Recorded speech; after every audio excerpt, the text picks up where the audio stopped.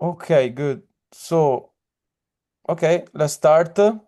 And okay, in today's session, we are going to speak about freedom. I don't know if you like the topic. I hope so. And basically, we wait. Why I see Arminda here? I have a problem. Right.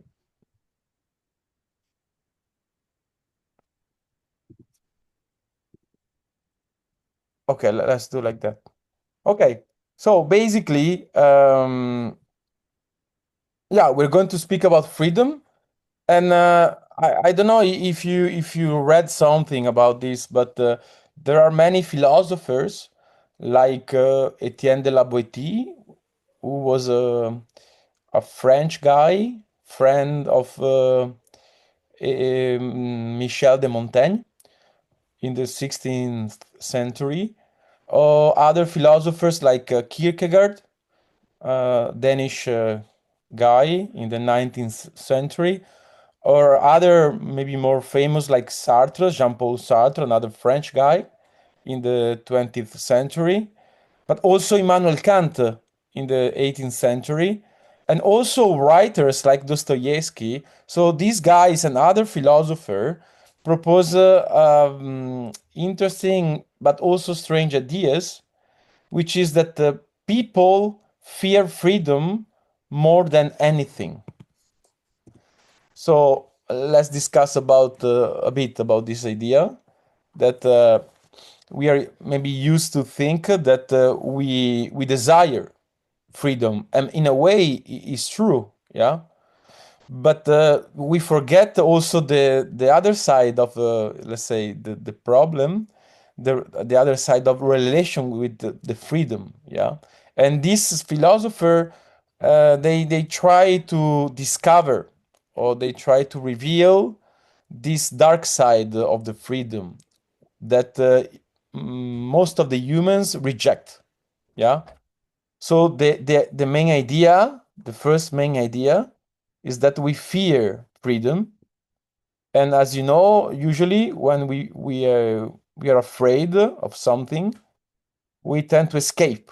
Escape is let's say self defending mechanism that we use when we perceive a danger. Yeah, and of course, when we fear something, we perceive a danger. Yeah. So basically, today we are going to speak about the different strategies that humans use in order to escape from freedom. Yeah, I I chose this topic because I've been writing a text during the last autumn. So let's say 7 months ago. Yeah, I start to write about this, but then I didn't finish, yeah, the text. So it's a work in progress. So I would like involve you in this kind of thinking process. Is already open, yeah. And if you have any feedback or problems or criticism, you can share. Yeah, for me, it's a help that you can give me, yeah, in order to develop this text. By the way, if you are interested, the title of this unfinished text is "The Prisons of the Soul." Yeah, prisons of the soul. In Italian, sounds better than in English. Okay, so basically, yeah. Let me try to change. Let's say if I don't know why, Alex. When I change a view, I see just Arminda with the main view. I don't know what happened. I don't see myself even. Okay. Arminda, did you do something? No, I don't think you did something. No, maybe you pinned me. There is a pin, No, something small that you. yeah, there is not. There is There's not. not. I don't No. know. Okay, okay, I can do without anyway. Yeah. So if you have any questions or if you want to say something, I may not see you. Raise your hand. So feel free to interrupt me, okay? And you can speak whenever you want, yeah? Okay, so so basically, okay, I share the main idea of this text, yeah? Basically, um, we create ways to avoid freedom, yeah? For example, we follow routines, we obey without thinking, we let other people decide instead of to decide by ourselves. Sometimes we say, "This is who I am." Yeah, we decide our, let's say, rigid identity, so we don't have to change. Yeah, and this is what Sartre calls bad faith. And other times we stay busy all the time, so we don't feel empty. Or maybe we try to be perfect, so we never risk the failure. Yeah, so it's a way to avoid failure, which is connected with the freedom. Yeah, because to be free implies choosing without certainty. Yeah, without guarantee that we succeed in something. And so we some other times we become a perfectionist. So we, yeah, perfectionist, basically the motto of the perfectionist is do it only if you can do it perfectly. Yeah, which is a way to escape from the risk of making mistakes. Yeah. So basically, these are just a few. Now we start to analyze in each system, each strategy. I thought about, and if you have new ones, please share with me that I add in the list. Yeah. Okay. So just another two ideas before to start the list of the strategies. The main idea is that when we reduce our freedom, in a way, it's like if we reduce that we are subject. Yeah, we stop being subjects and we become more objects. Yeah, we, in a way, we objectify ourselves. Yeah, it's a it's a way to die, in a way. When you give up your freedom, you stop choosing, you stop questioning, and in a way, you it's a kind of death while we are alive. Yeah. It's not the same death that Plato speaks about in his works. That Plato said to philosophize is to learn how to die. Yeah. But this is not about, of course, losing biological life. It's more about losing our illusion, yeah, our false identity, our phantoms in our mind, our ego, yeah, to give up with appearance, to give up a bit also with maybe strong emotions, yeah. And in a way, this idea by Plato is a stimulus to become more real, yeah, to reconcile with reality outside, yeah, with what there is outside the cave, yeah. So there are at least two, or three different death. One is biological, one is connected to thinking, and the other one is connected to escape freedom, yeah. So let's explore some of these strategies. I don't know if I have time to go through all. I found more than 20, like around 25. But let's see. Before to start with the list, there is any comment or questions or something you want to say before I go through the list? Yes, I think the list is about how we escape freedom, no? Yes. And then my first comes, why do we want to escape freedom? Oh, nice. Okay, yeah. Yeah, I forgot to say about that. Um, can you propose some ideas, Alex? Yes, we want to escape freedom because we are uncomfortable in uncertainty, and freedom comes with great uncertainty, which is difficult to tolerate. Okay, yeah, it makes sense. But can you say something more? Because I think it's interesting to explore the idea that we have hard time to accept uncertainty. What's wrong, Yeah. do you think, for humans about uncertainty? I think humans are in constant search for identity, a question of who they are. And so looking for answers is and never finding them is very can be very frustrating. And so it's about our lack of identity and accepting this. Okay, so uncertainty is connected to this lack of identity, yeah? Yes. And we have a problem with the lack of identity. Yes. We are identityless in the world, and so we have this hunger to find out who we are or what we are. I see Margareta has a little hand up. Yeah, now I go there, but I just to finish this part because it's interesting. Um, can you say something more about this problem to have no identity? Yeah.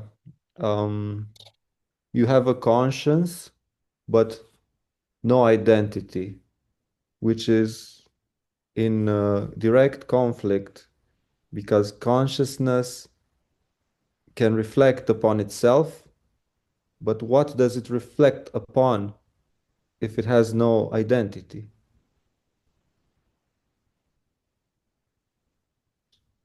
If we were animal, we would not have a question of Okay. identity. And how would you call this problem that you just described? Yeah. Um,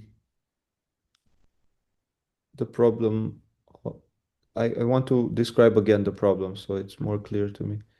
We have a conscience which reflects upon itself, but it doesn't know what it reflects upon. So, and the concept is for the problem is um, vague vagueness of being, vagueness of being. Okay. Vagueness. Yeah. So your idea is that in order to be self-reflexive, humans should have a self on which to connect this reflection. Otherwise, there is no self-reflection. Yes. And you don't know what that self is, but you reflect on the self, which produces this Okay. heightened lack of identity. Okay. Yes. Okay. Yeah. Let's go to Margareta. Then you make me think about something I will add later. But Margareta, yeah. Yes, thank you. Um, well, freedom means responsibility for oneself and for other people. It means to um, choose and um, to take the responsibility of those choices. And it means to even maybe to be a leader. Yeah. So the And what's the problem you think with responsibility and leadership? um, people are afraid of leadership and responsibilities. Okay. So Why you think? they try why? Because if something goes wrong, then everybody is going to blame them, or maybe there's um Okay, a so fear of burden that being. they feel uh, the leader has a burden. they say the leader is the last one to eat. So there's this burden of the leader. Okay, so the first idea is that we are afraid of responsibility and leadership because we are afraid to get the bad judgment, to be blamed by others for our mistakes or our, Yes. yeah. Okay, so it's fear of judgment. Do you agree? Yes. Also connected. Okay. Okay, so Alex, this is a second reason. I think it makes sense. Yeah, to we fear freedom because we fear responsibility, and in a way, freedom implies responsibility. Yeah. Before to go to Anka, I would like to add another reason why we fear lack of identity, like you propose, Alex. And I think that the main concept is unknown. Yeah, I think we tend to fear what we don't know because we have the impression we don't have control on it. Yeah, and the worst things is not to know yourself because in a way it's like if there is a stranger, there is something that you cannot control inside yourself. Yeah, so there is otherness inside yourself. And I think we escape this otherness by create this identity. So we don't like the idea of lack of identity, like you said. Make sense, Alex? Yes, the unknown is in correlation with my idea of what is the self that we reflect upon. Yeah. So in a way, we create, for some philosopher, the self is an illusion. Yeah. But this illusion, in a way, make us feel better because we have the illusion that we know who we are. Yeah. So we are this. Yeah. Yeah, that's when we think we are an identity, but once we start doubting it, this idea of stranger, unknown within us uh, shows its head and makes us feel that we lose control. Okay. So it's also fear of losing control. If you don't Yeah, have identity, you may be overwhelmed, but you have more chance to be overwhelmed or by something that you don't know inside yourself. yes, we prefer to know, to have certainties rather than not know. And Okay, yeah, it makes sense. That's why Socrates and also the Delphi oracles, the motto was know yourself. Yeah, in a way, is the most difficult things. Yeah, and it also is difficult because we often we we believe we know ourselves. We create this strange identity in order to escape from this fear. But that's exactly why we stop looking for ourselves because we think we know, but we don't. Yeah. well, even the oracle is a bit misleading if it tells you know yourself, and it's impossible to really know yourself. So they're inviting us to a paradox. Yeah, but at the same time, I think know yourself as the presupposition that we don't know ourselves. So I think is inviting to reconcile with the idea that we are stranger to for ourselves. Yeah. Yeah, yeah. I would change it to try to know yourself. Okay, but try, or it's already difficult if you say try. People, you say, okay, I tried, and then they give up, and then that's it. Yeah. It's They like get in this, the practice, we say, I tried, now do it. Yeah, don't try. do it even if it's impossible. Yeah, sometimes some ideals can be worthy, even if you will never reach that knowledge. The idea that you want to, or you have a direction to follow that can be useful. Yeah. Yeah. Okay, but Anka, sorry for waiting. I think you kind of proposed. I was going to propose this biological fear of the uncertainty and unknown. We are hardwired to be afraid of what we don't know. So we try to pretend that we know as much as possible by having routines, having authorities. Otherwise, there is too much information to process for a person. Like Margareta gave the example with the leadership. When you are a leader and you work with so many people, it's so much uncertainty because each person has its reactions and ways of working. And So it's a fear of an unpredictability. What's you cannot predict. Yeah, I see a lot in school, in teaching. As a teacher, I know that teachers has this fear that basically, you are when you teach, you are in contact with people, yeah, and usually the people are teenagers or young people, so often they are not so they can, they're not very predictable and educated, let's say, yeah. So they just say what they think, and this can create some surprise for you, yeah.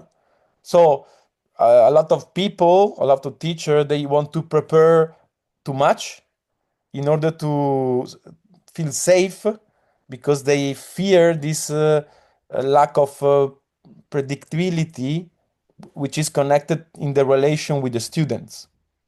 And I noticed that the same fear, even more, is connected with practitioners in practice, philosophical practice. Yeah, they want a recipe, they want a formula to use in each workshop. Yeah, which is a way to express the fear of the unknown that can be connected.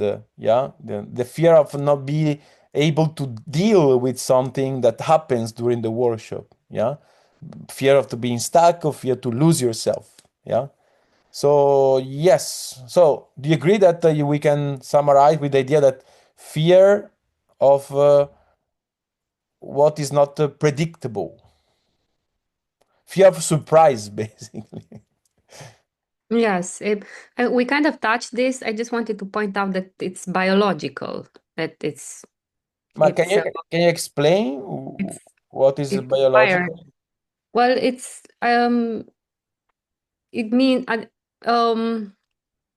that this is how our brain functions. It tries to make patterns and to get used to things and to put things in order because chaos would be too much to handle. Like, for example, a small child is much sensitive to a lot of things, but he processes differently. We just ignore a lot of things to make our lives more simple because I think it would be an overload of our brain function to just be free of everything, just free of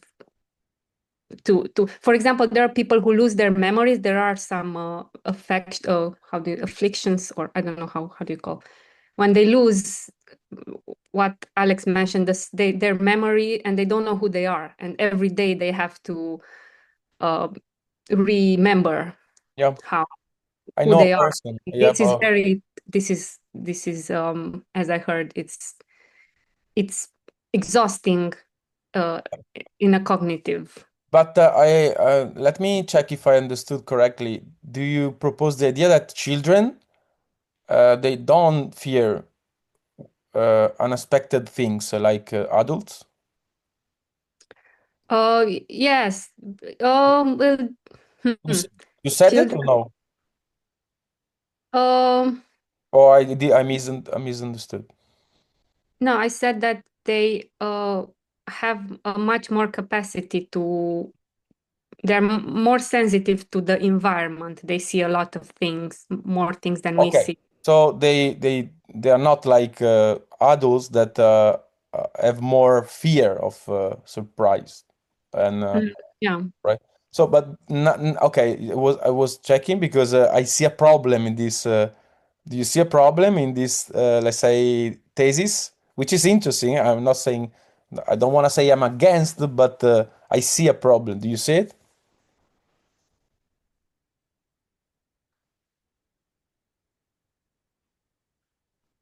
You would say that children don't fear freedom. No, which is the problem to say that children, you remember that you are saying that is biological. This Yes. fear of something is not predictable, yeah? Yeah. And then you propose the idea that children have less fear than adults about this. Do you see a problem? But I didn't say they are less fearful. Or the fact they're more sensitive to their environment. They mean that I'm saying that the brain learns to be less sensitive and more controlling. Okay, but when They're you're not trying to outside, control things because they have the mother who protects them. So, and they okay, don't. so they fear too, but they have Yes. other system to protect themselves. Yes. Ah, okay, so they fear too. It's not true that they don't fear Yes. unpredictable things. Ah, okay, okay. Because my problem with what I understood is that if they don't have fear, they it means that maybe it's not biological since children are in a way more involved in biological stuff because they didn't develop a thinking and other cultural characteristics. Yeah. Okay, but they basically you are saying that everybody fears this, also children, but they defend themselves through different system like parents or other things. Yeah. Yeah. Okay. Yeah. Okay. I mean, I don't really see where it's biological, yeah, because it can be you could say that is cultural, no, what biological. Okay, The fear of the unknown, you say it would be more cultural than biological. mm,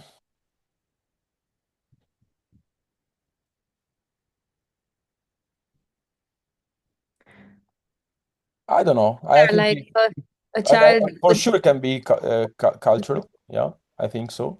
To think about this xenophobia, yeah, or but also you can feel something. But okay, I think okay, it can be biological. Yeah.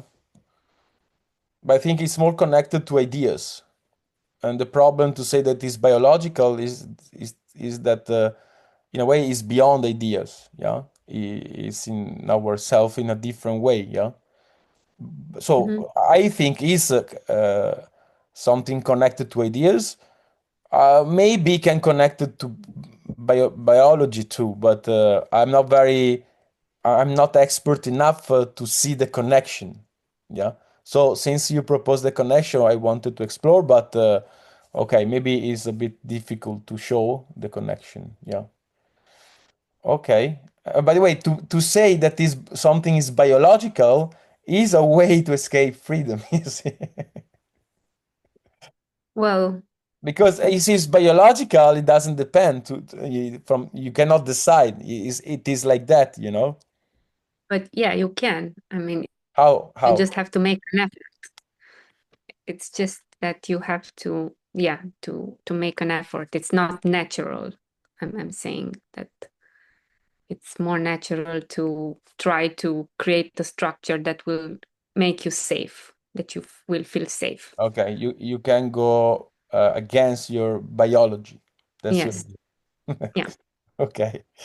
Margareta?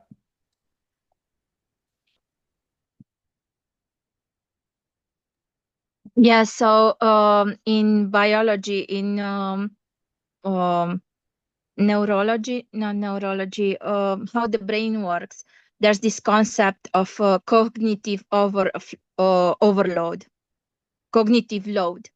So what Anka was talking about, and she didn't have the words, is we have a cognitive like a cognitive battery, and every day we make decisions, and sometimes when those decisions they might be very fast. We make them, we choose very very fast, and we at the end of the day, or maybe in the middle of the day or something, we are we don't have the battery of decision making is depleted, and we just feel tired of making those decisions. So this is something that's been studying.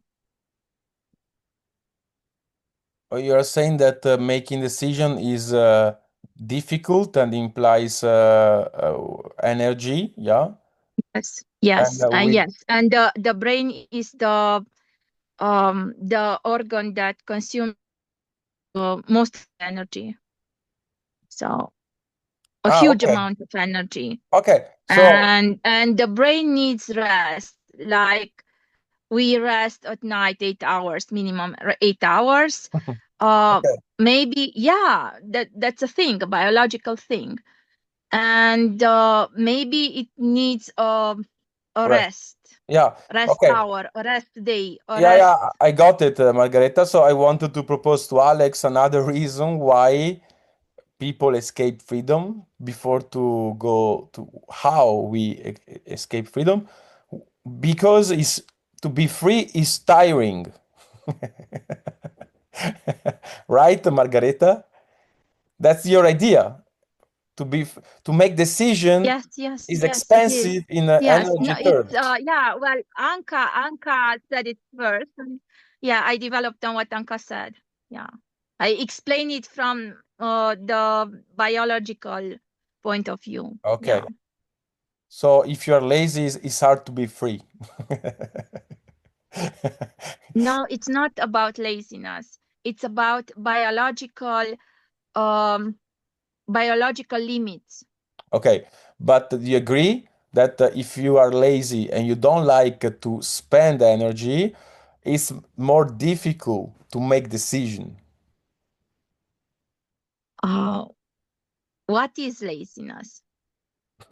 Okay, you want to You escape from my is question. no. Is laziness that you don't want to spend energy, or is laziness that maybe somebody has a problem, a physiological problem, a problem in life, ADHD, I don't know, something. Because these things are studied now. Wait. And Wait. with Margareta, stop it. observation they can. Margareta, I will stop you because now you are introducing the idea of disease. Yeah? Yeah. Okay, but I'm not speaking about disease. I'm speaking about laziness. Do you see the difference? Maybe some people sometimes can confuse laziness with some other disease, but now I'm speaking about laziness. Okay. Anyway, laziness is a concept I wanted to propose later. So let's keep it aside for now, and then Margareta, we can go back to discuss about laziness. Yeah.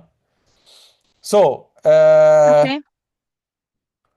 I propose you, if you don't have anything more. So, Alex, are you happy with the answer we found in the discussion? So, lack of fear of lack of identity. Um, let's say to be free is tiring. Fear of responsibility. I would add fear of making mistakes. Fear of the unknown. Yeah, you have 5 answers at least. Yeah, I'm good. Yeah, let me propose the last one. I'm pretty sure there are more. That is by Kierkegaard. Kierkegaard proposed the idea that freedom implies anguish. So anguish is the feeling of the possibility, yeah. Every time if you are free, it means that you can become different things, yeah. You can change,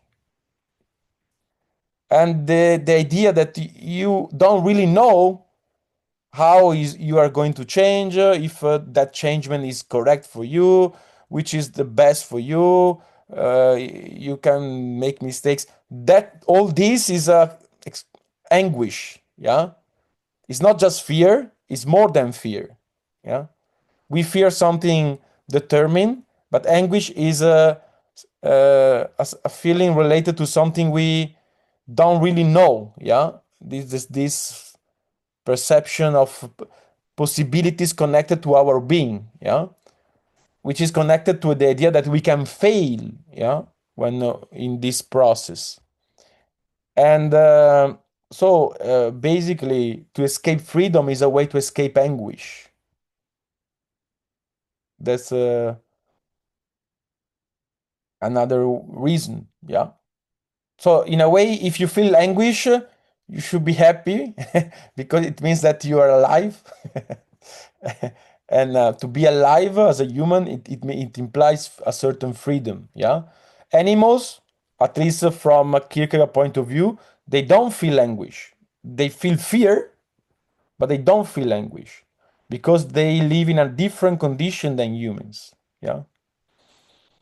They just react in an automatic way to their impulse and instincts, yeah. They don't really make choice like we do. We can project ourselves. We can have project, we can have ideals, we can have values that determine our life, yeah. So in a certain percentage, at least, we can self determine ourselves, yeah. It's enough as answers, Alex? Or you want more? You're greedy.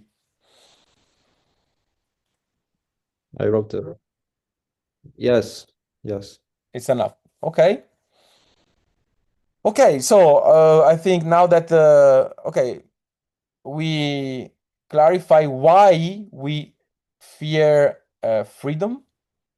Let's go through the different ways we use to escape freedom. Yeah. So the first one I propose to you is addictions. Addictions. To be addicted, as you know, it means to depend on something.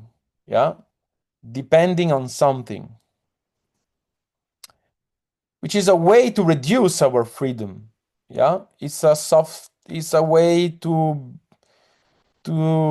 let's say make yourself a slave. Yeah. When you are addicted, you are in a condition that is very difficult, or you perceive sometimes also is impossible to function without that thing, yeah, that something. And so drugs, if you think drugs, yeah, are very popular, and to use drugs is and to be addicted is a way, can be seen from this perspective as a way to escape our free condition, yeah. And of course we can be dependent on not just on drugs, but also relation, like people, yeah. And it's another way to escape freedom.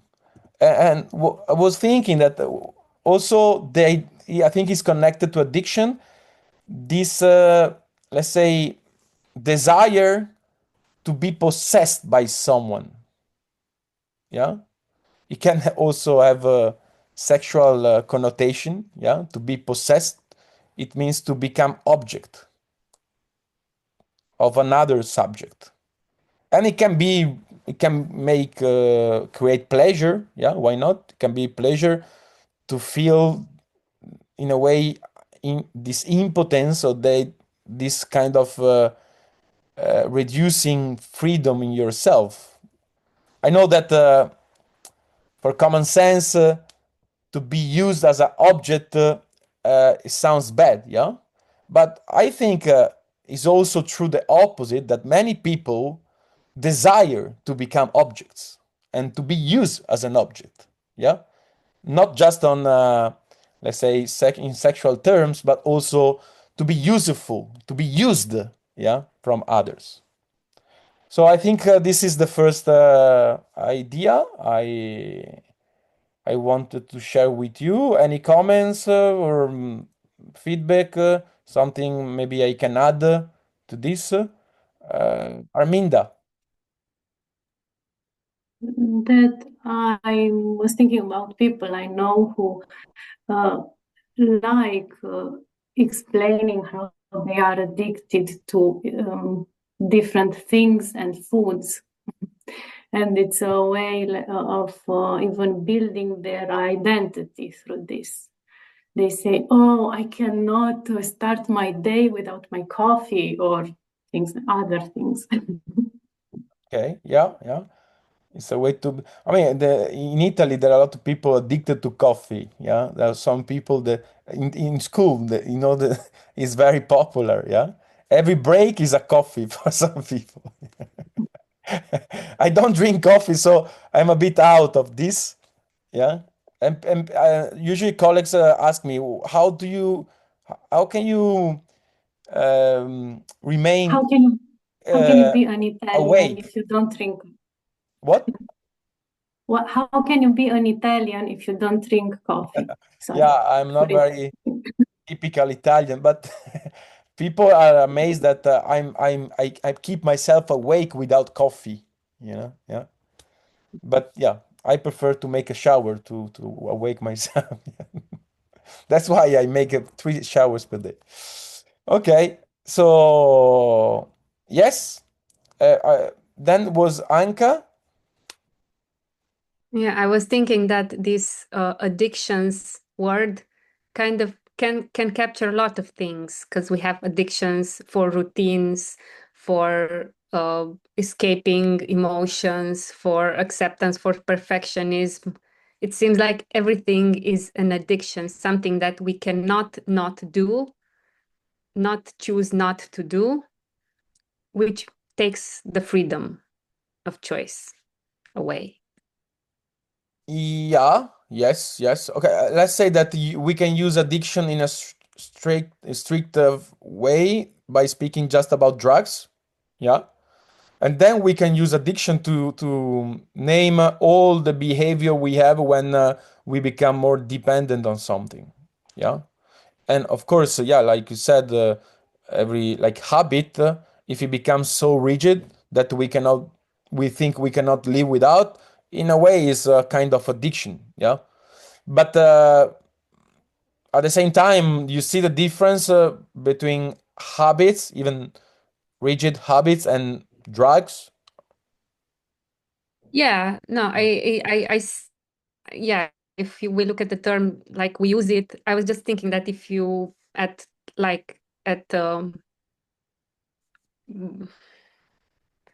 essential level, they're all doing the same thing, all these habits. But yeah, I agree that how we use the word addictions is more like alcohol. More specific, yes.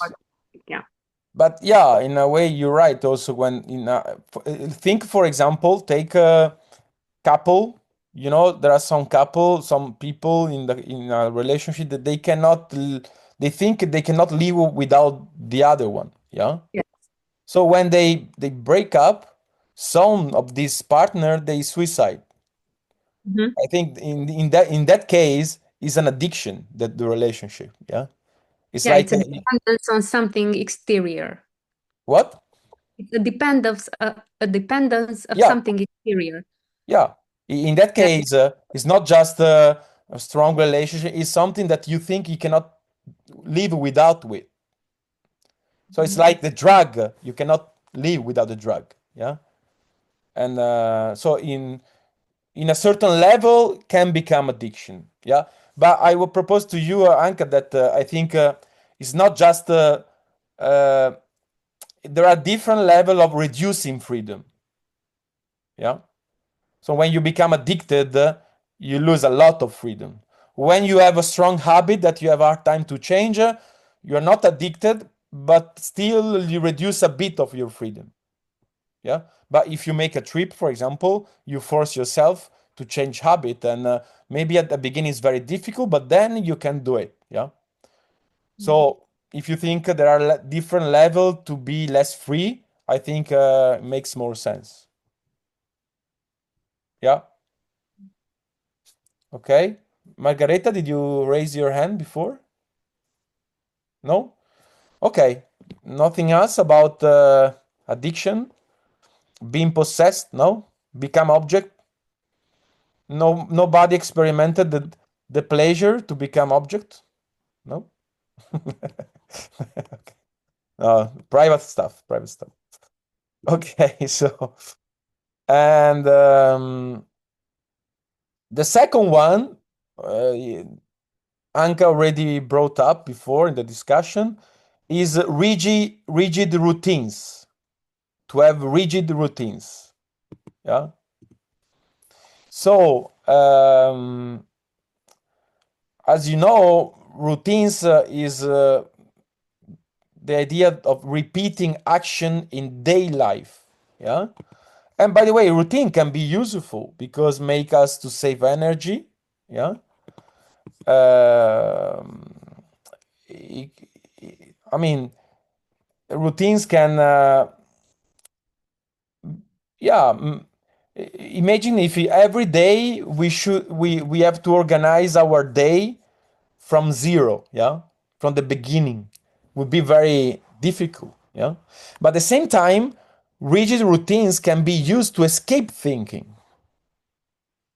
In a way, you decide once and then you don't have to decide anymore, yeah. So you create a kind of schedule, and then if you become rigid, you never problematize that schedule, yeah, or you don't do it for a long of time, or you try not to do it, yeah. And in that case, you are taking off freedom from yourself because you are avoiding the thinking, and when you avoid thinking, you become less free. This is the second concept. Any suggestion, any ideas about this? Yeah, I think the rigidity in general is something which help us to avoid freedom. Being fixed on an idea or on a schedule or a habit is a certainty or a desire for an absolute, or coming against this uncertainty of freedom. Yes, I agree. To be connected with the idea of before lack of identity that you brought up before. Yeah. So Yeah. okay, rigidity is Rigidity in mental, psychological, physical, it turns us into these certain mechanisms which then maybe aren't allowed to make mistakes, or they don't allow themselves to make mistakes or create something new. yeah. And if you think, Alex, we see this problem in the philosophical practice. In a way, people that are, the resisting to thinking, usually they are rigid, yeah. And which means that they tend to escape the freedom connected in the thinking process. And every time we do philosophical practice or a consultation, we invite the person to be free, basically, yeah. For example, to do some experiment thought, to think in a different ways, yeah. Not because he's right or he's more right, because you become more flexible in doing this thinking exercise. But many people they tend to resist because they are indeed rigid, like you propose, You which know, that's reveals a also fear of freedom. Yeah. You know that those people accuse us of being rigid because we are so rationalist. But at the same time, is the funny part of our job to play with rigid people. Yeah, and also I think what is very challenging in this is to be creative, because as a rationalist, you forget how to be creative and playful, and someone who is not rationalist is maybe too playful or stubborn in their Yeah. opposition to thinking. Yes, exactly. I mean, don't forget, by the way, Alex, that rigidity is not just a problem for clients that join to workshop, but rigidity is a problem for philosophers too. Yeah.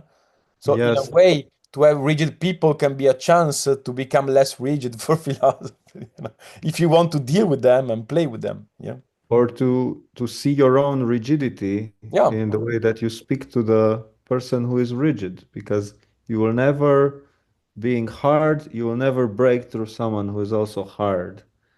It will just be too hard. So Yes. So every time you clash with a rigid person, remind to yourself that maybe you are rigid. You are rigid too. Yeah. yeah, they remind you. They can Yeah. remind you of this. Yes. Yes. Yeah. Okay. Good. Something else, Arminda? But I think that there is a sort of paradox in consultations because we actually propose one certain type of dialogue and some rules of the game we like impose to the client. And if the client, so we bring this rigidity of the rules of the game. You need to answer the question. Okay. Wait. And if the client will play the game, then he gets the chance to, train his thinking and see his own thinking. Okay. But wait. Here you put on the same level. You make an equivalence between rules and rigidity. Yes. Can you explain why rules implies rigidity? Well, because rules are fixed and then they imply rigidity. Okay. Who see a problem in this idea by Arminda? Okay, Alex? The rules can be broken if you have enough confidence in your method and your dialogue. You don't have to stick to the rules. But wait, now you're speaking from a philosopher point of view, right, Alex? Yeah, But Arminda was speaking more about client's point of view.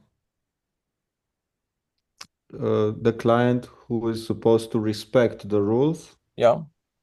and the philosopher who is supposed to impose the rules. So,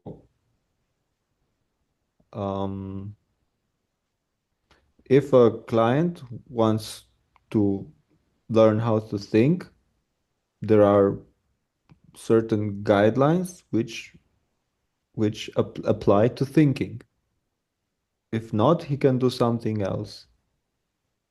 Okay, so So I was just proposing that that there is a paradox, that we are inviting him in some sort of rigidity, which will create more flexibility for him, okay. but only if he. Yeah, Arminda, it's clear what you said, but let me propose to you the idea that we are not proposing some rigidity to the clients. We are proposing a structure. And do you see the difference between rigidity and structure? No? No, No. structure is rigidity. Okay, that's the problem. I see. It's a presupposition in your speech. You see, but let me propose to you that you can be flexible with rules. So rules are not rigid in itself. It's the way you relate with them that is rigid or flexible. Yeah. So without rules, you couldn't play. Yeah, we need rule in order to play a game. Yeah. So the rule, okay, in a way you're right, because rules tend to fix something, but at the same time, the rigidity is not in that fixation, is in how we relate with that rules. So you can be rigid with rules, or you can play with rules. Yeah, do you see? But you know what revealed with your presupposition? No, No, no. Do you like rules, Arminda? no. Okay, okay.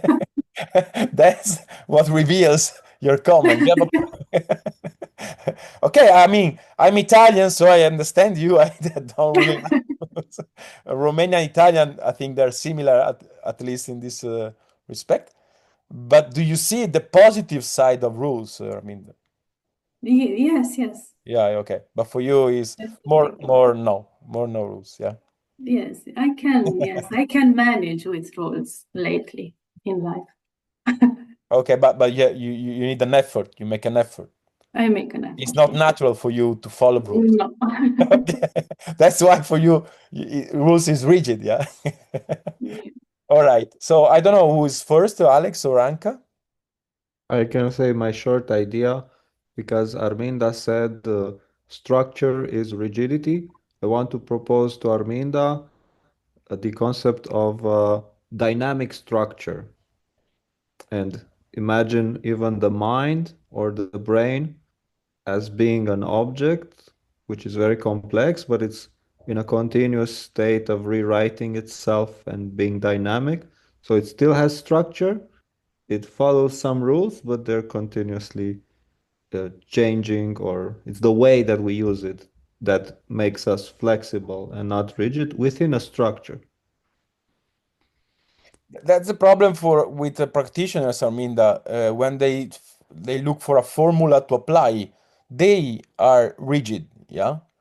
But for example, if you have experience, sometimes you do something even against the rules. Yeah. So you play with the rules. So you use the rules as long as they let you do the job. Otherwise, you change rules. Yeah. So that's the flexibility. Yeah. Okay, Anka. I was thinking that I also have a hard time considering some rules rigid, because rules are some ways of, like you said, playing a game. If you don't respect the rules, you cannot play that. And I'm thinking that related to Arminda, what Arminda said is a perceived rigidity that the client sees because he does not understand what is happening to him. Why does he have to respect those rules? And I'm thinking that, a client comes and he has these concepts, these infinite concepts in his mind, and the philosopher with these rules shows him how to connect all the concepts that he has and create new connections. And in order to do this, there are certain rules that need to be followed. Taking into account that a philosopher applies the rules not in a rigid way, like you also mentioned, that this can be the case. Okay, let me translate your ideas, Anka. That to put limits on the infinite capacity of the mind to produce things can be useful, is useful for thinking. It's useful not to put.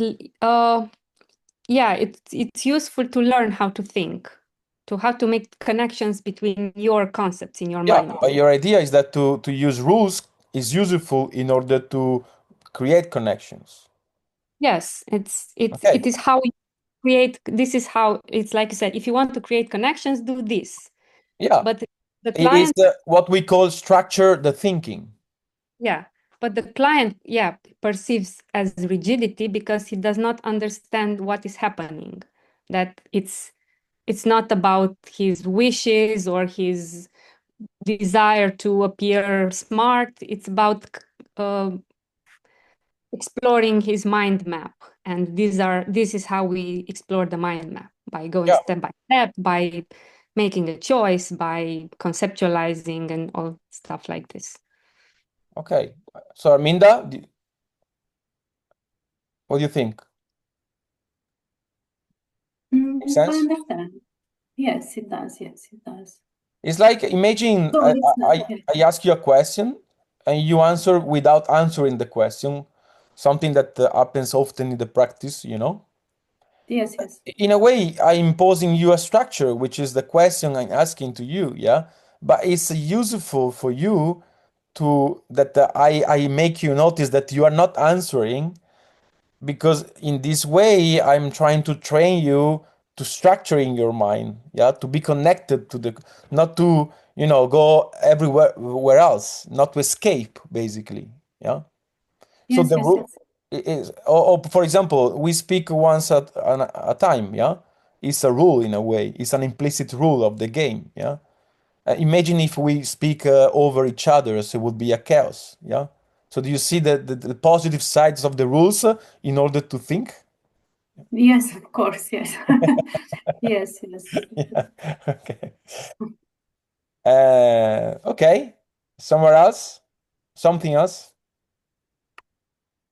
No. I think Arminda thinks this makes sense, and she was only underlining the idea that there's a paradox.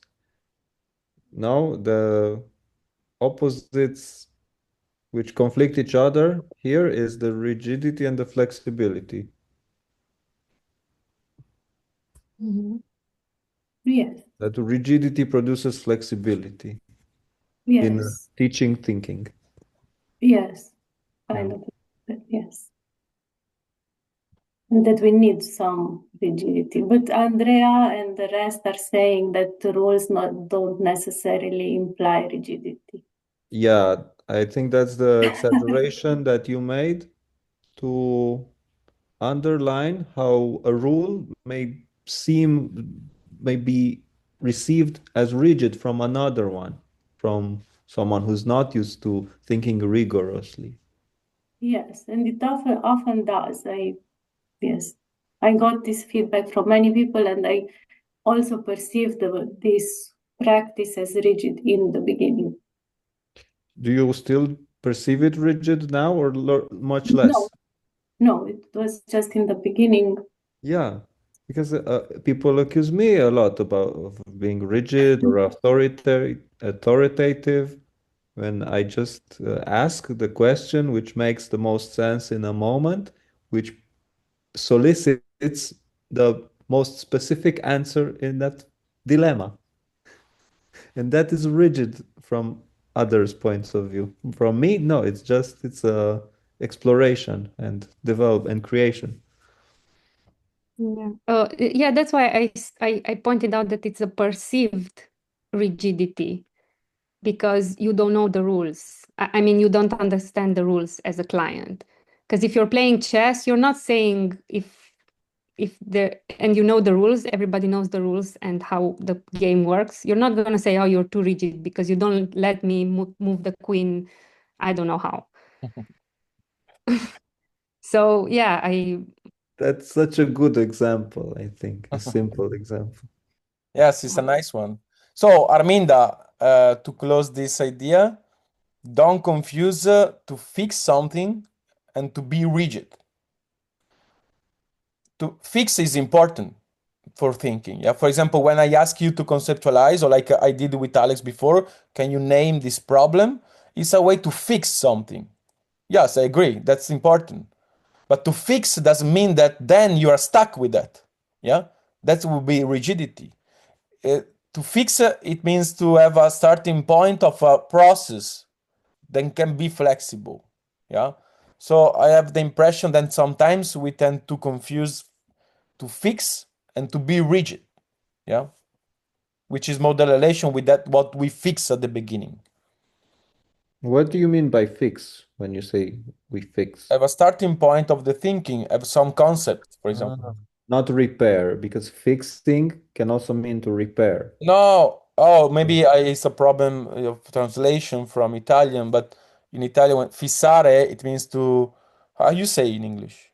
No, in Romanian it's the same. It's just my mind which But in went. English, fix, I know that is aggiustare, is, but it's also to fix, To fixate. to fixate. Oh, okay, okay. Fixate is the word, Arminda. So maybe I was creating some confusion with the. No, I understood what you're You saying. understood. Oh, you're Romanian. You understand Italian. Yes. Come on. You understand the Italian speaking English. Yes, yes. Okay, okay.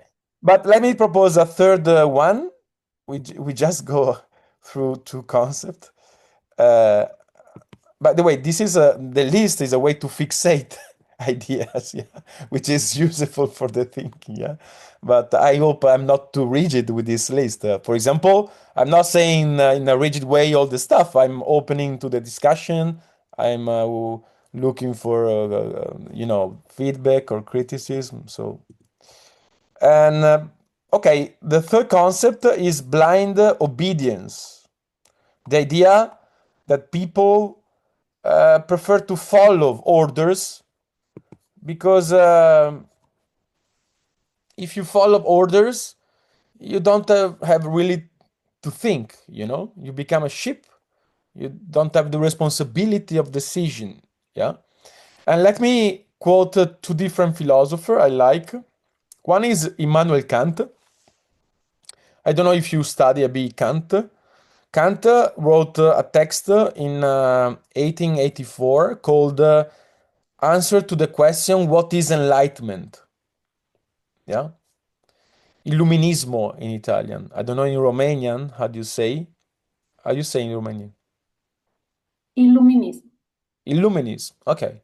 And I think in English is enlightenment. Yeah. And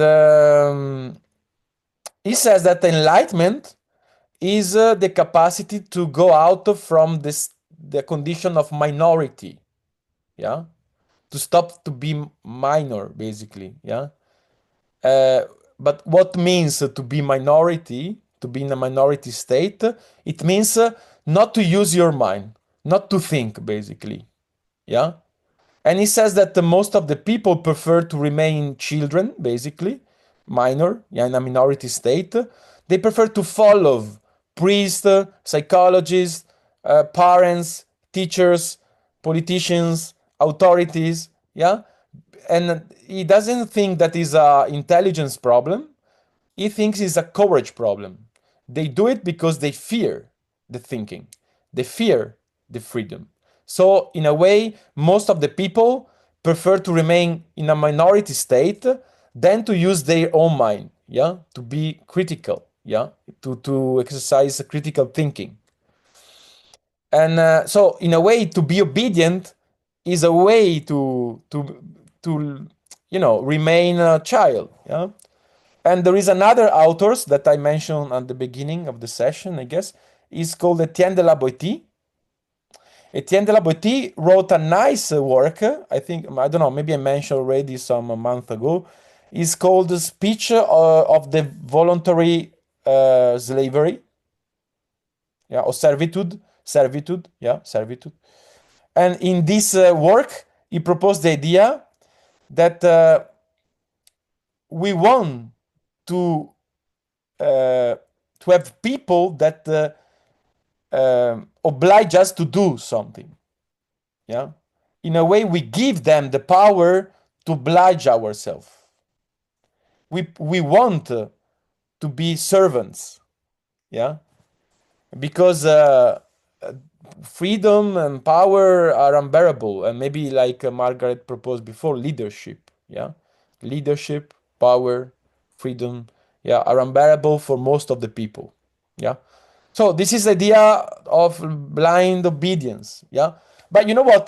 Kant proposed also the idea that if you think, it doesn't imply that you have to necessarily be disobedient. You have disobey. Yeah. For example, if you are a priest and you are giving, I don't know, lessons to children, you should teach them the dogma. Yeah. But if you disagree with those dogma, you may write a book about the idea that you disagree with some dogma. Yeah. So in a way, even if you disobey, you can keep thinking. Yeah. But most of people obey in order to stop thinking. I don't know if it's clear, this idea. No? Yeah, it's clear. Alex, can you rephrase for Aminda because she looked confused? So people use obedience to uh, avoid freedom through not thinking. They just obey. But you can also obey something but be in disagreement with it, which allows you to think in relation to that obedience. Like the example of the priest who has a dogma, he can criticize the dogma and say his own point on it. Was this your idea, Andrea? Yes. So the idea of Kant is that even if you obey, you don't have to stop thinking. You can keep thinking and obey. Yeah, and you can express your free thinking when you relate to the community. Yeah, outside from your rule. Yeah, for example, I disagree with my principal. I obey him at school, but outside the school, I create, I don't know, a public lesson where I say that I disagree in something with my principal. You see? But the problem, he pointed out in this work, is that most of the people, they obey because they don't want to think. You see? So obedience is a way to escape thinking and freedom, yeah, connected to thinking. Here it's very easy to not make the distinction because it's so easy to associate obedience with a passive state. Yes. Yeah, but I think the question is, what do you obey that is producing or allowing you to be free? And I think in the case of faith and religion, it is the love of God. The priest loves God, Yes. the church loves God, but dogma is rigid. So as long as you have faith, you can think about the dogma and the faith to And continue. you can problematize dogma, you mean, even if you're fake. Yeah, Yeah, I mean, that's a nice problem, by the way, because think people are against abortion, yeah, but they live in a country, I don't know, doctor, they should make abortion, but from their religious perspective, abortion is a crime, so they don't do it, even if they should do it, yeah. So Kant says either you obey when you do the doctor and then you say that you're against, either you drop your job. It means that you're in a conflicts too big, yeah, conflict. So if you, it's like if you're a priest and you don't believe in God, so maybe you got the wrong path in your life. By the way, Alex, there is a political reason why Kant proposed the idea that it's important to obey when you are in your role, which is to avoid anarchy. Because if everyone's in his role says, I disagree with that rule, I disagree with what I'm supposed to do, imagine the society, says Kant, would be a major mess, a chaos. Yeah. So in a way, he says that you obey when you do your job. But then, since he was trusting reason a lot, you should use your reason in a public way in order to contribute the evolution of humanity and ideas. Yeah. So you have not just the right, but also the duty to use your mind and to criticize even what you are doing in your job. That's enlightenment, yeah. Because enlightenment. Okay, he was very optimistic, yeah. For example, there is a nice problem we discuss in class about this is that what happens if you are in a crime state, like a Nazi state, that ask you to discriminate Jewish people, stuff like that. Yeah, you should obey, and then you write a book against it. By the way, you couldn't do it. So maybe there is an optimism that state is not that bad, like it would uh, uh, it would be in the 20th century, much more later than Kant times. Yeah, I don't know. Is clear what I said or no? Makes sense? Yeah. You gave example of how absurd it would be to not criticize the system you're working in. Say again. Was You gave an example of how absurd it would be not to criticize the system you're working in. yeah, okay. You want an example? No, you gave with war state with the Nazis. Yeah.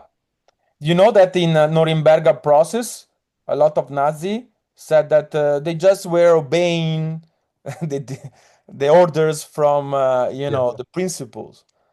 Yeah. And but they've been condemned anyway because there are some crime that are so big that you cannot say I was just obeying. You should use your reason and your morality to see that what people are asking you is just unacceptable. Yeah. So in that case, to be obedient is it doesn't make sense. Yeah.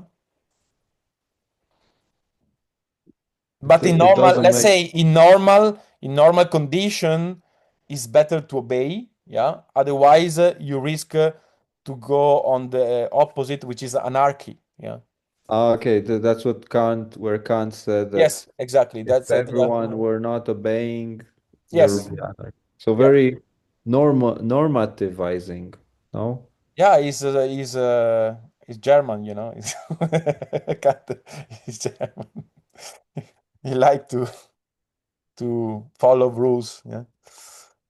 And okay, so if nobody has something to add about this blind obedience, I propose you another one, which is superstition. Superstition. You know what is superstition, right? You're Romanian. You.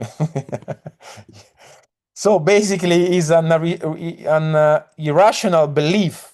Yeah, you believe that certain actions, objects, or events can influence reality. Yeah, but there is no logical or scientific basis on it. Yeah, for example, I don't know, you think that a black cat that crossing the road will create you problems or yeah, bad luck, or this, I don't know, number 17, yeah, or the day Friday 17, yeah. Oh, in Italian, is plenty of this. 13. Andrea, it's 13, not 17. No, in Italy, we have both, but Really? 17 is worse than 13. I don't know really why, but for example, when I schedule a test for my students on Friday 17, they refuse. They don't want to do it. Yeah, they say, "No, please, not that day, not that day." So it's superstition. Yeah, I have a trauma connected to a superstition of my mother, by the way. I was okay. I can confess my trauma. Yeah, basically, hangers for clothes. Hangers. Yeah. Basically, I was, my mother was keep asking me to tidy up my room, my bedroom. Yeah, I wasn't that guy that tidying up. Yeah, but once I decided to do it, was summer, and I was, put all the clothes outside from, the closets, and I was putting some clothes on the bed, yeah, and some hanger on the bed. And at one point, my mother show up. I was like, "Are you crazy? Are you fucking crazy? What are you doing?" And he slapped me on the face, yeah. I was like, "Why? I'm trying to tidy up, yeah." And basically, I find out that she was superstitious because from her culture, he comes from South Italy. They are even more superstition than Northern Italy. They think that if you put hangers on the bed, is bad luck for years because it reminds the moment when you put clothes on the dead body. Yeah. And of course, I didn't know. I was a young boy. Yeah.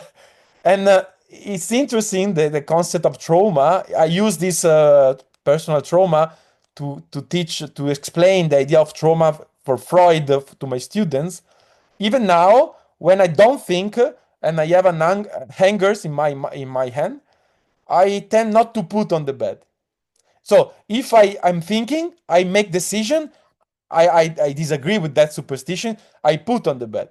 But if I'm not thinking, yeah, or maybe I'm thinking to something else, I discover myself not to put the hanger on the bed because this bad trauma that my mother Andrea, how hard did she slap you? was I don't know, it's a normal slap, but you know what? It was unexpected because I thought I was doing something good, yeah. So I was expecting something, some compliments from my mother, and she slapped on my face. Okay, so it's over the time sharing personal So traumas. would Yeah. you say your mama was avoiding freedom when she slapped you? I think the superstition she had was a strategy to avoid freedom. Yes. It's like I'm proposing to you, superstition is used by humans in order to escape the freedom, yeah, in order to be dependent on something external, yeah, some strange ideas like hangers, no hangers on the bed, yeah, or 17 Friday or stuff like that, or bad luck, yeah. So this is another way to escape freedom. Do you have some popular superstition over there or no? If you break a mirror, you get 7 years of Okay, bad I luck. think it's everywhere. Yeah. What about salt as well? No salt. Yes, there is with salt, but I don't know what it is. You have to throw it like this, but I don't know. Ah, okay, okay, okay. You're not very superstitious then, Margaret.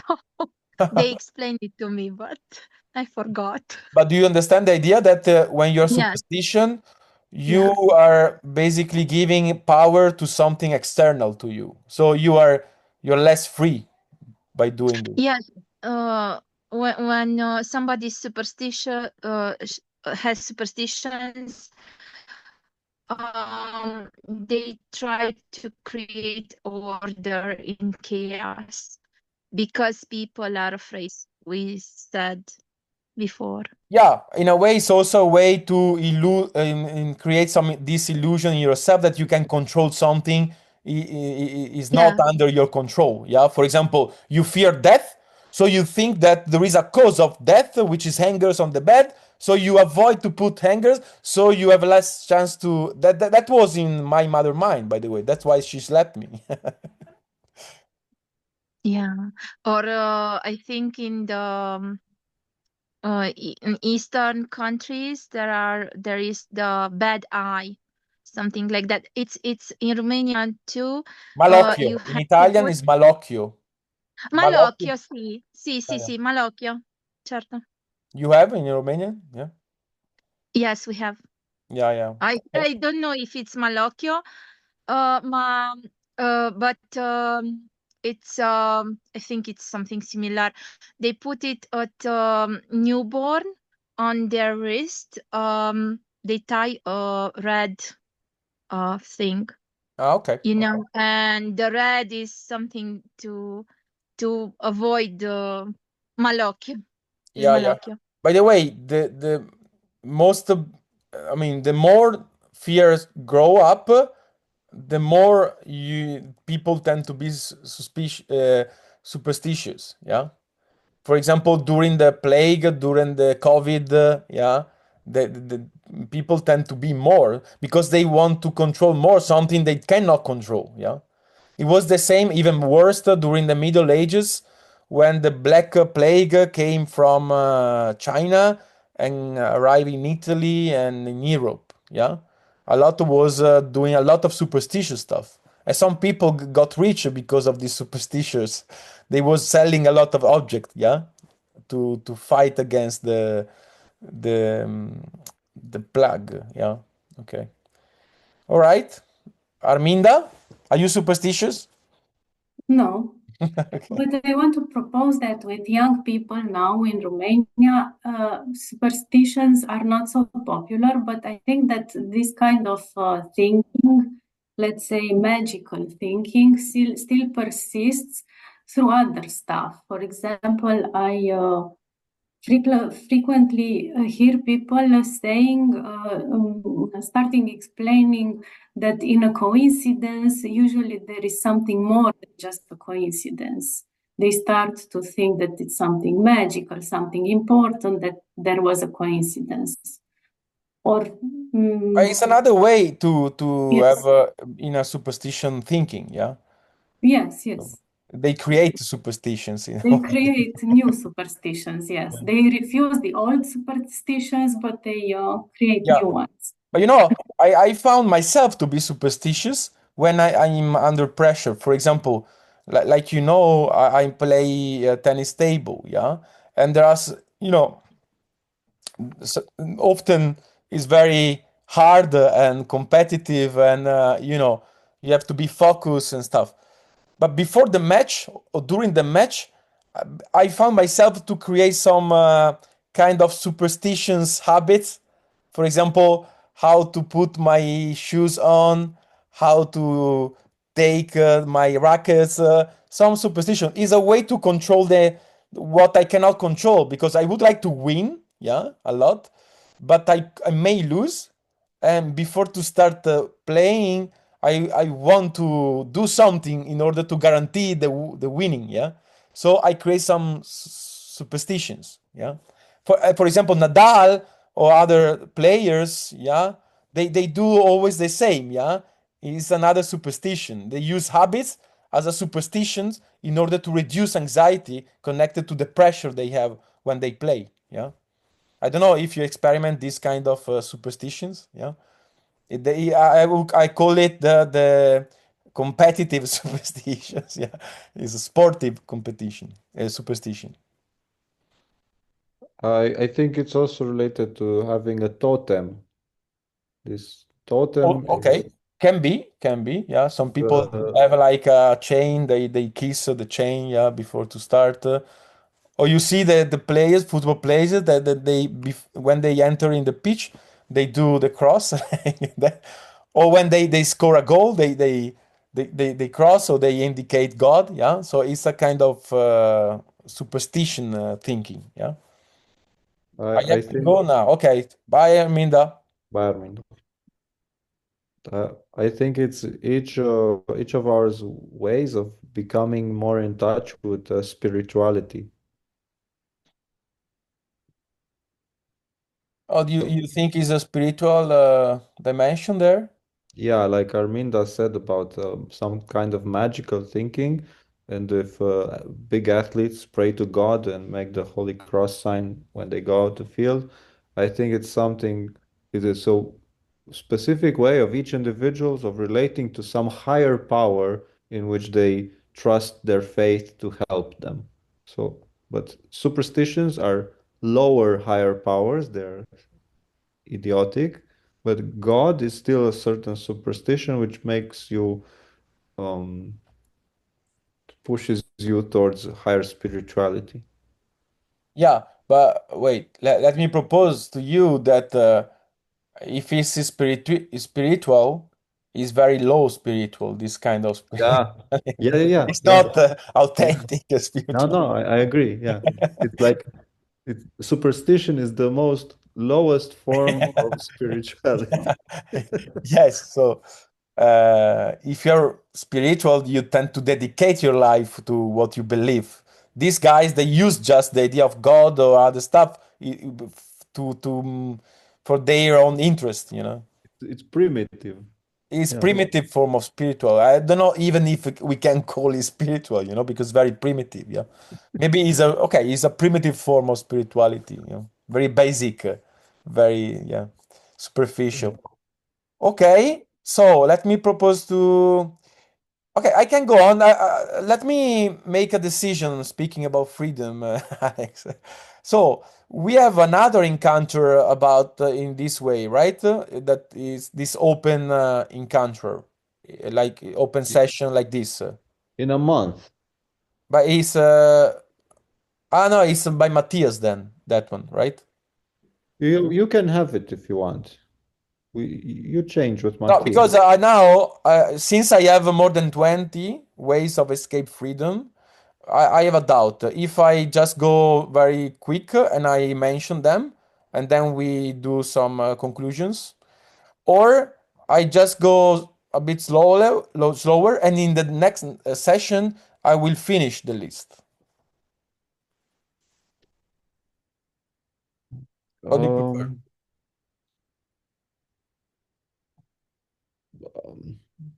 In the next session, you mean in 1 month? Yeah, on Thursday. Oh, yeah. No. Let's do something else then. Okay, And so let me propose to you that I just go through the list, and if there is one that for you is really interesting, you tell me and we discuss a bit. Okay? we can hear them. We write which sound interesting, and then we discuss them. Yeah. Okay.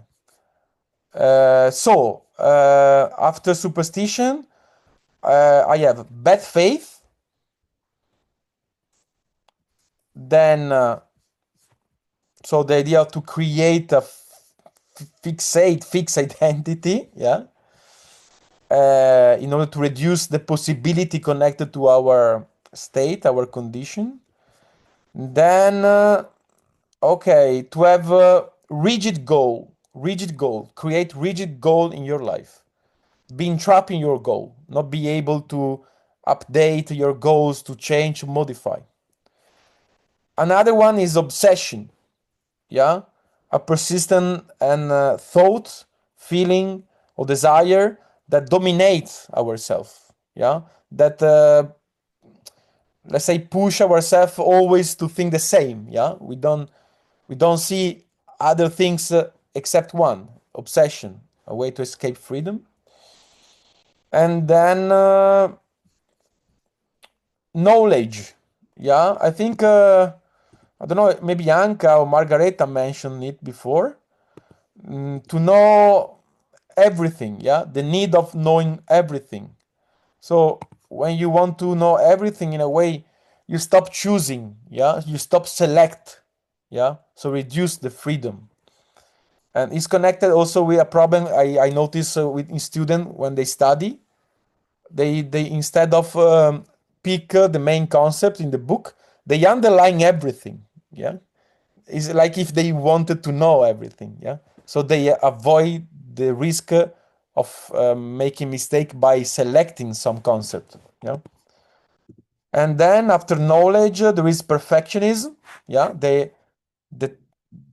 try to eliminate mistakes and uncertainty, yeah. It's fear of mistakes, fear of life, yeah, fear of surprise, like we said before. Conformism is another one. Is a bit not too far away from be obedient, because it's the idea to follow the group, yeah. Of course, there are some that can overlap a bit each other, but I think it's a bit different following the group than just obey, yeah, even if they are close each other, yeah. So following the group is a form of the responsibilization, yeah. You give up with your own responsibility because you follow the group. And then another one is fanatism. Fanatism, in a way, is the tendency to turn ideas in absolute.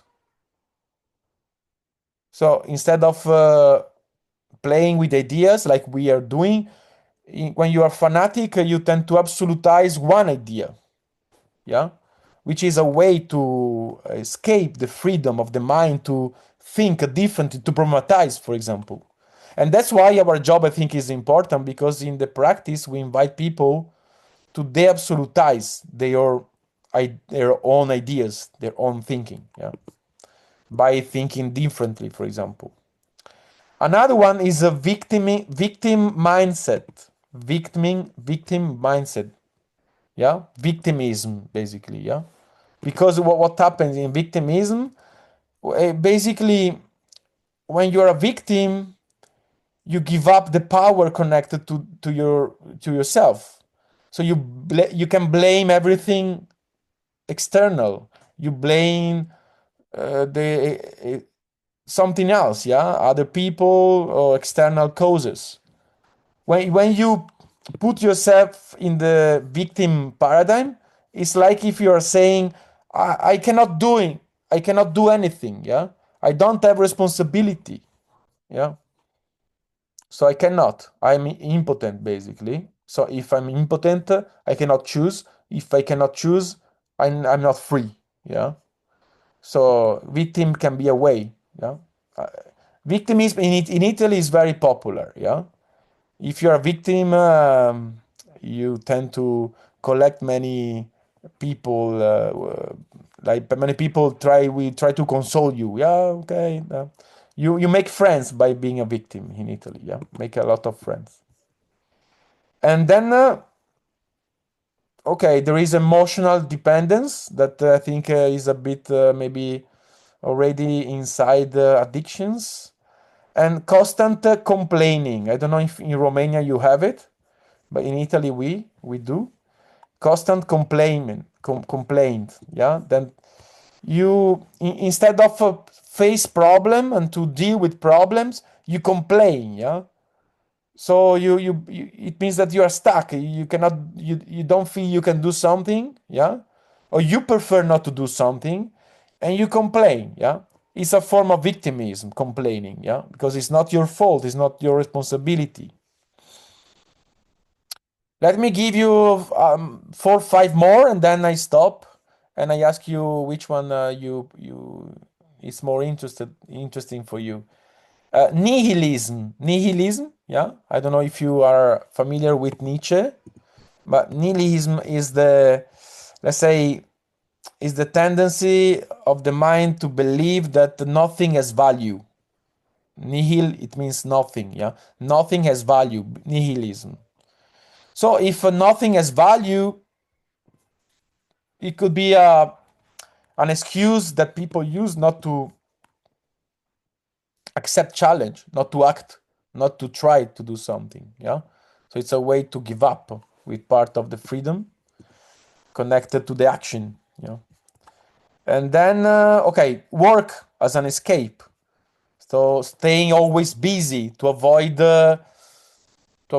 yourself, basically, to avoid inner emptiness. And emptiness is connected with possibility, yeah, and possibility is connected with freedom. So to be hyper productive, basically, to keep your soul sleepy, basically, not to use your mind.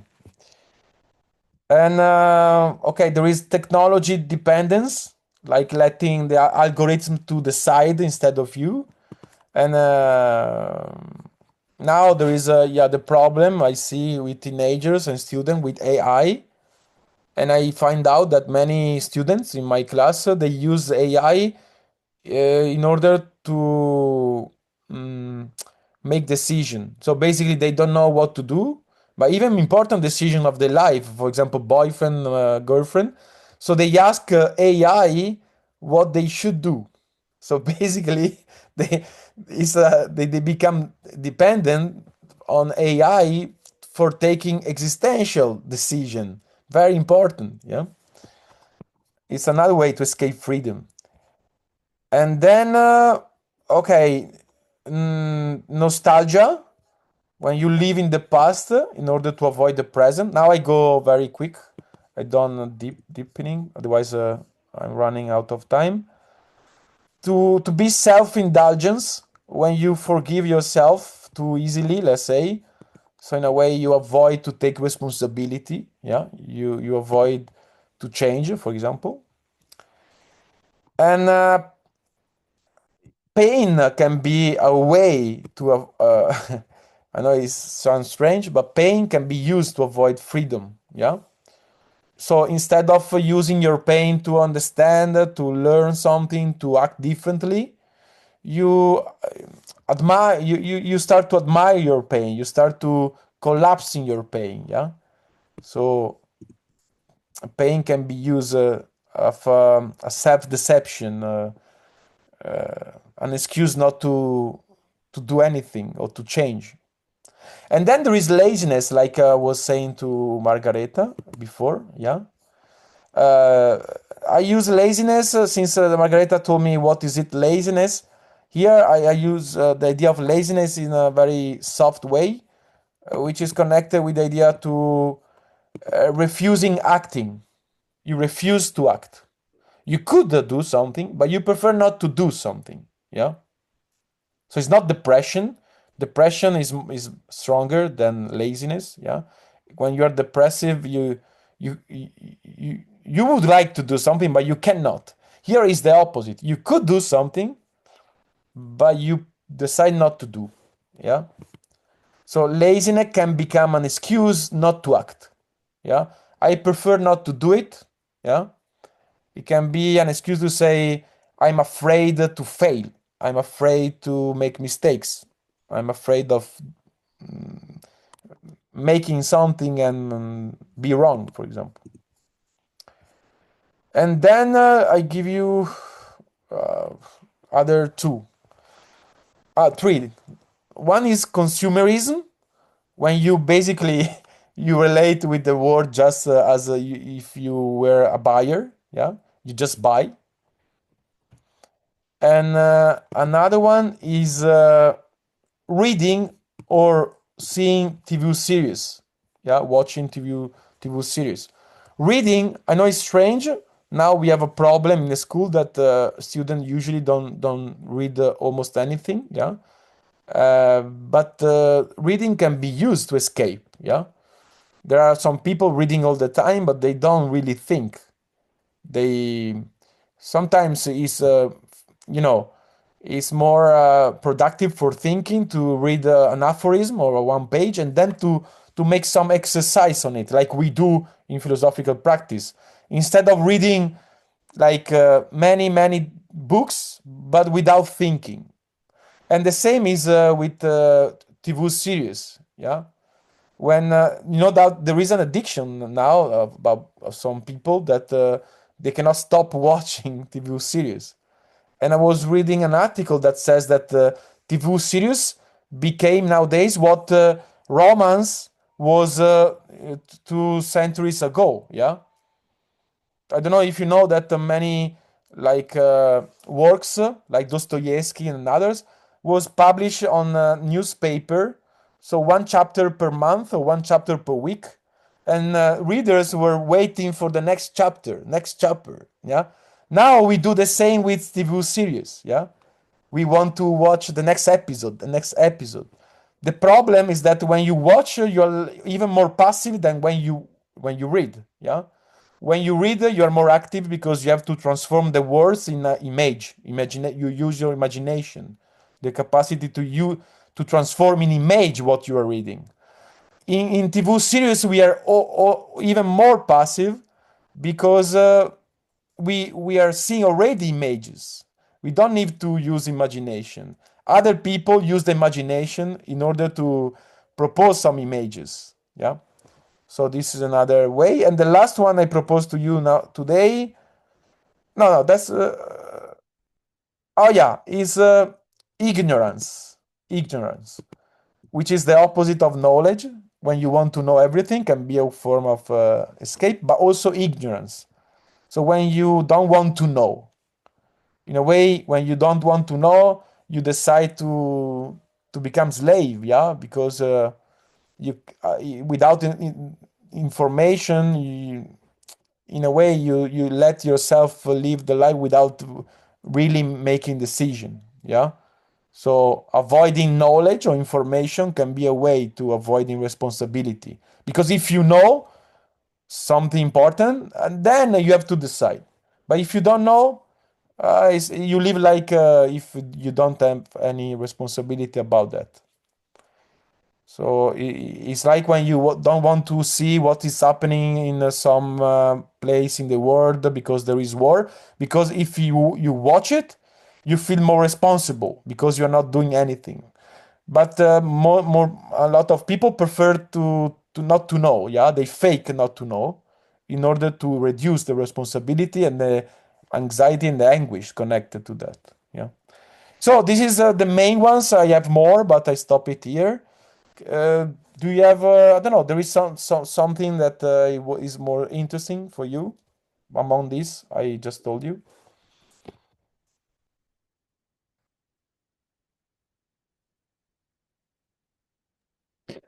For me, nihilism, Oh, the yeah, nihilism, nihilism. Yeah. that one is interesting because I practiced it when I was a teenager. Yeah, I've when I feel lost, it's easier to say it nothing makes sense instead of starting to create sense. yeah.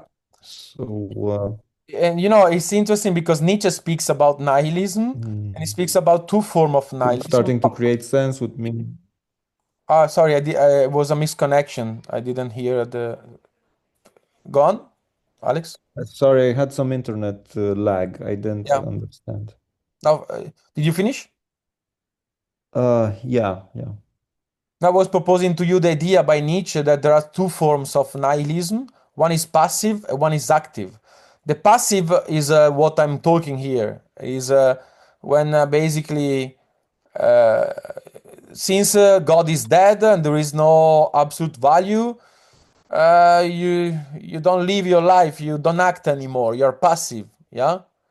So if nothing is valuable, even your mistakes are not valuable. Like, you doesn't matter, yeah. But there is a different way to be nihilism, which is positive for Nietzsche, which is active nihilism, which is the Superman way to live, yeah. That this when there is no absolute value, is an occasion, a chance that you have to create new values or to transvaluate the values that you live in, yeah. So of course here I'm speaking not about active nihilism but passive nihilism, yeah, that you were practicing in your teenagerhood, right? Okay. Yeah. And I'm curious to know which strategy do you use the most now in your stage of your life, if you can share, if it's not a secret, yeah. Or maybe there is a new one that I didn't mention, so you can help me to add something to the list. Of course, we practice more strategies, but I have the impression that everyone has one strategy that practice the most in his life. Did you discover yours through the list or no? Anka, you know or no? Everyone I escaped think freedom mine, a bit. I think mine is perfectionism. Okay. And it works? I mean, you No, feel better? No. So why do no. you keep practicing this strategy? Is if the outcome is not very positive, why don't you change? You pick another one. Well, because Why don't you become I suspicious? noticed there's something common between all these strategies. Can you repeat? No, I made a joke, but then there was a misconnection. I asked you why don't you become suspicious instead of being perfectionist, which is another way to escape freedom. Since to be perfectionist is not Which is very good for you anymore, or you cannot choose. no, I have a lot of them. It's not the only one. Okay. But you were saying that you see that there is something in common among everyone, everything, yeah? Which Yes. is What is it? It seems like escaping freedom is a way to avoid physical or psychological effort, or both. In each of them, I see Yeah. Okay. Yeah. this. But I disagree. I don't think it applies to everyone, everything. Take, for example, work Uh, to be busy. There are people that they kill themselves by do a lot of stuff. They make a great effort in order not to think. Yeah. Yeah, but they avoid psychological effort. Okay, so psychological effort.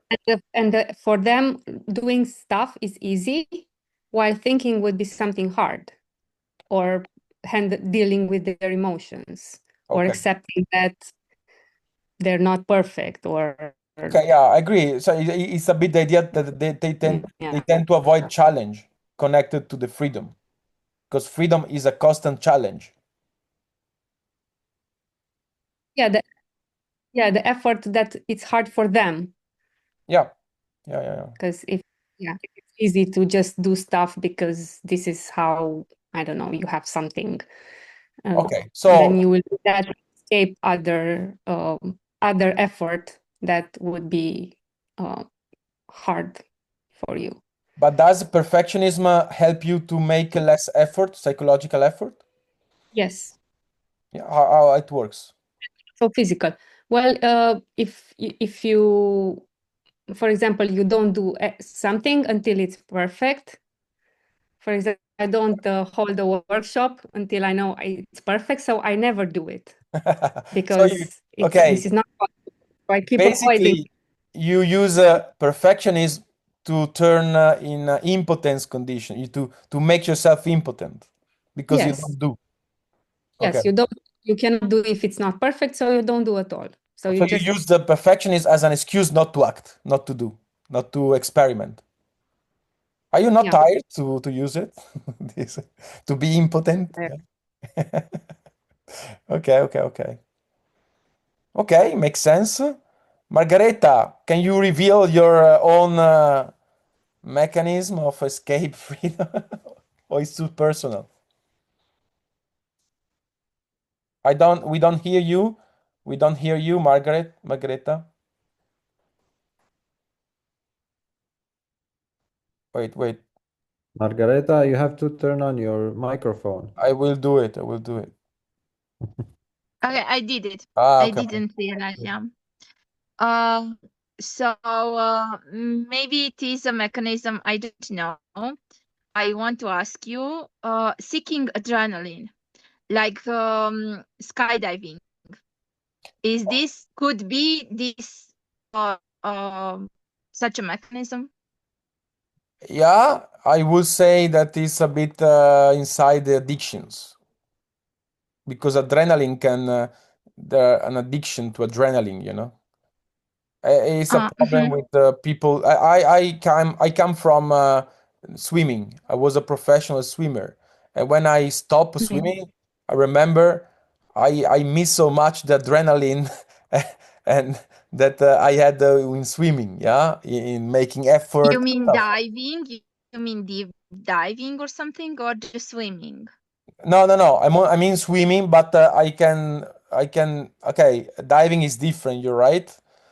Yes. But adrenaline, like the hormones that you create in your body when you make great effort in sport, can Yes. become kind of addictions for people. Yeah. Mhm. So okay, some people are adventurous, adrenaline, risky stuff. They need it. Yeah. Yes. But I think it's a specific addiction inside that way of to become dependent on something. But No? what if it's not dependent on that thing? It's just part of the life. Okay, it's Do just you part think? of the life. Do It sounds you like think you're? Do you you know what? think the swimming for you was dependent? You were dependent on swimming. Okay, Margareta, let me answer you by creating a distinction. Yeah. between addiction and I don't know, passion. So Okay. I can be passionate of swimming or like thinking or like playing ping pong, but when you are passionate about something, you can stop. You can stop. Okay. You're free to stop. When you're addicted, it's very hard to stop. Yeah. So in the first case, if you're passionate, let's say it's part of life. Yeah, like you says. Mhm. But if you cannot stop, it means you have a problem. It means that you are not free anymore. Yeah. Like if your life becomes everything about this, all about this. This is what you mean. It conquers your life. Yeah, but still we have to distinguish passion from obsession. Obsession, you cannot give up. Yeah, it's stronger than you. Passion, for example, sometimes maybe it becomes an obsession, but I have a passion of thinking and writing. Yeah, but I can stop. If I cannot stop, it means that there is a problem. It's not just a passion; it's an obsession, and maybe in some period of my life it becomes an obsession. Yeah, but do you see the difference between Yeah. passion and obsession? Okay. Yeah, Are but you it's a thin line. what? It might be a thin line. Yes. That's why Matthias and I create a book about distinctions to to distinguish this concept that can overlap between themselves. But let me understand. Are you obsessed by diving? A skydiving? No, but I did it. I did it Okay. many times. Yeah. So can you But reveal I'm not your? Okay. obsessed by it. I love it. I love to fly. And I feel freedom. Okay, it's a So passion then. it It's a was passion. it was the moment when I felt the most freedom Okay. of in my life. Yeah. But you can stop. Yeah. Okay. So you're not slave of that thing. No. I didn't do it like it Okay. for many years. But you know I there are miss it. people that they cannot stop doing it. No, yeah, I know. Yeah, I yeah. know. So, yeah. This is why I asked. Yeah. But can you say your now which is your main strategy for escape freedom or no? I don't know. You don't know? You don't want to say? I don't know. You say don't know? Maybe knowledge. Maybe knowledge. Maybe knowledge. But I don't understand how knowledge can be something that makes. I think knowledge gives you freedom of to choose and freedom to freedom of decisions. If you know things, you know how to make good decisions. Okay. But And how to decide for yourself. If you don't know, you're blind. you know what? When Hello? yeah, I agree. I said before, ignorance, yeah, can be a way, but also knowledge can be a way. Yes. When you basically you reduce yourself in collecting notions without thinking. You use knowledge as a list instead of a guide, yeah? So you mean without applying the knowledge? Without applying and without problematize the knowledge. You just collect notions without critical thinking. Without putting that knowledge to For example, a lot of students, they just learn what Kant says, what I teach to them, but they don't problematize what they learn. Yeah, so they give up with the critical thinking. They just repeat. They learn this stuff in a superficial way. So they use knowledge. They learn a lot of notions, but they don't think enough. no, I don't learn like that. Okay. That's not me. Okay. So it's more ignorance. You use I don't know to escape. No, I question things, and I try to apply if something fits. I don't Okay. know, things like that. So you don't know. I Okay. don't use ignorance. Okay. So Margareta, I give you some homework for next time Okay. to find your way of escape freedom among the list I gave to you. Okay. Okay. And Alex, you told us before that when you were a teenager, you used nihilism as a way to escape freedom. And now, what do you do? Do you do something different or? I think I still use nihilism because when I often have idea of lack of meaning, and Okay. I keep repeating this is pointless sometimes. Yeah, but you know what? If there is no meaning, you can always create some meaning. That's the thing. Yeah, well, I'm also lazy. Yeah, lazy. Okay. So you're still a teenager since you're still a nihilism, nihilistic. Yeah, Okay. fortunately. So if you have, I don't know, different new ideas, let me know. Write to me, Anka, Alex, and Margareta. If you have if you find What is out other strategies. Yeah. what is your strategy? You want to know my strategies? I have a lot of strategies. Like I said before, superstition when I'm under pressure on sport, and sometimes I make other people decide. Like I make Cecilia decide, yeah, and then I complain that the decision was wrong. And then let me check the list. Yeah, maybe perfectionism a bit. Uh,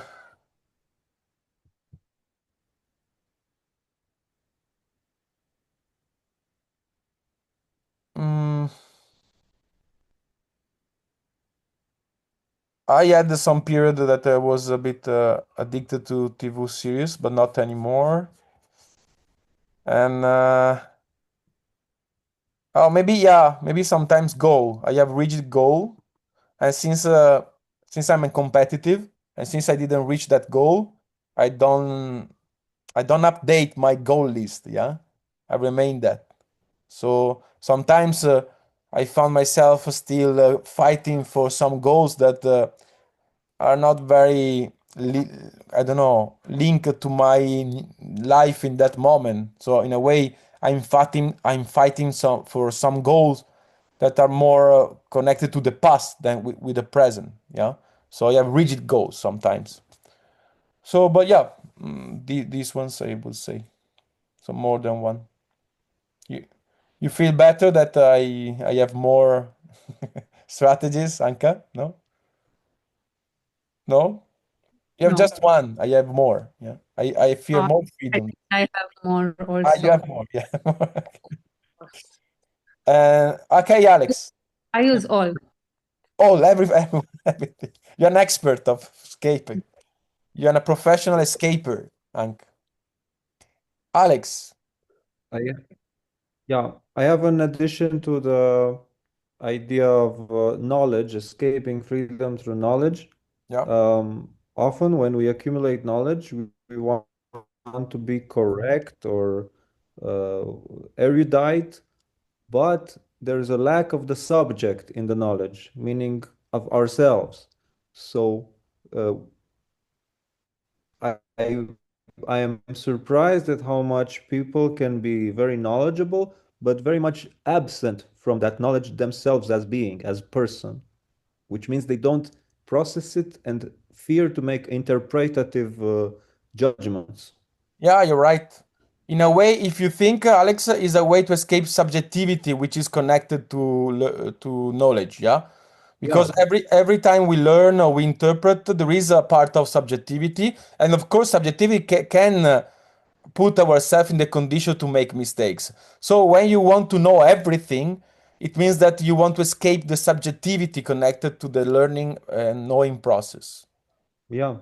I notice it a lot in people who study art or practice art or philosophy, because it's amazing how good they can be in their craft or their speech, but how little it has to do with their existence and their life, you know?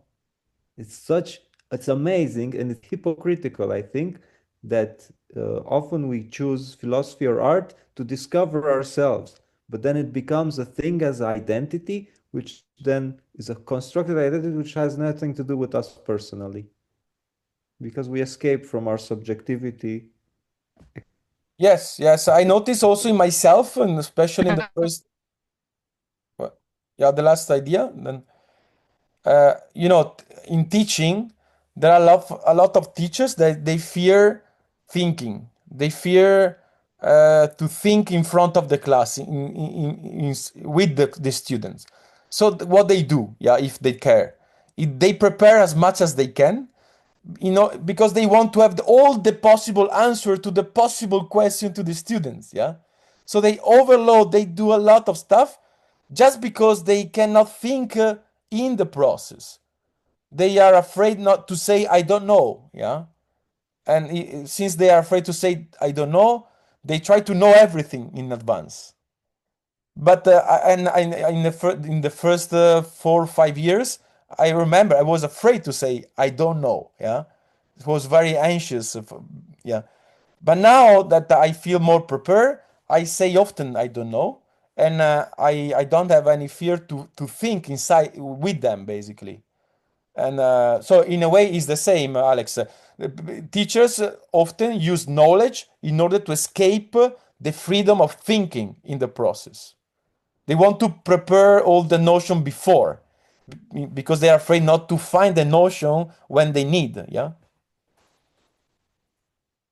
that's why usually teachers are very stressed and anxious people.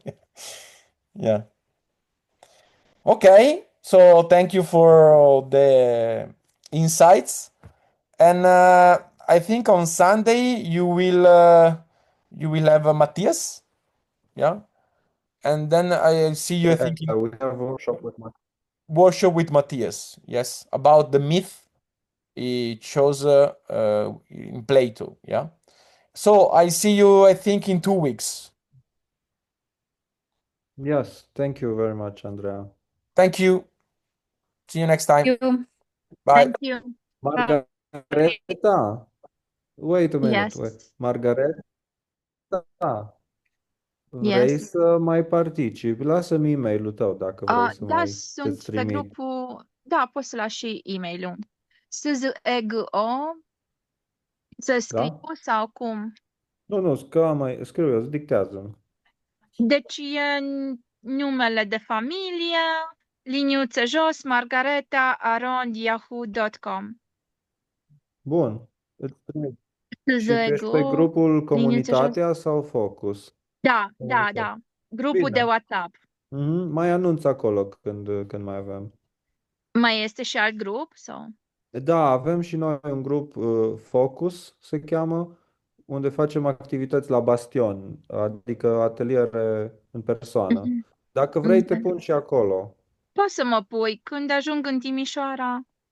Dăm numărul de telefon atunci. 0745 Da? 267 Da? 321. 3, 2, 1.